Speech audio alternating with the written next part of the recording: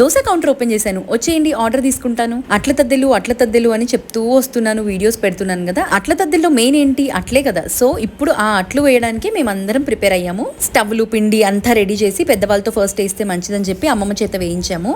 యాక్చువల్గా ఇంత పెద్ద సెటప్ పెట్టారేంటి అనుకోవచ్చు. ఆల్రెడీ చూసారు కదా, 45 to 50 మెంబర్స్ ఉన్నారు. ఈచ్ పర్సన్ కి 11 అట్లు కావాలి. అంటే ఒక వాయినము అంటే 11 అట్లు. అందుకని 3 స్టవ్లు సెటప్ చేసాము. 2 ఇలా బయట అరేంజ్ చేసాము, ఒకటి లోపలే.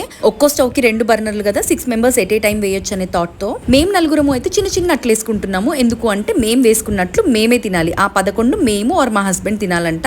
నైట్ అయ్యేసరికి అవి ఎలా అవుతాయో తెలీదు, పూజ అయిపోయాక తింటాం కాబట్టి. అందుకని తినలేం కాబట్టి అది వేస్ట్ చేయకూడదు కదా, అందుకే అలా చిన్న చిన్నగా అట్లు వేసుకుంటూ ఉన్నాము. అందరూ లైన్ కట్టారు, లైక్ నెక్స్ట్ నేను అని చెప్పి. నాకైతే భలే నవ్వొచ్చింది. వాటర్ పట్టుకోవడానికి వాటర్ ట్యాంక్ దగ్గరికి వెళ్తే ఎలా నిలబడతామో అలా ఉన్నాము. అంతే కదా మరి, ఎవరి వాయినాలు వాళ్ళు వేసుకొని ఈవినింగ్ పూజకు రెడీ అయిపోవాలి కదా, ఎవరి హడావిడి వాళ్ళది.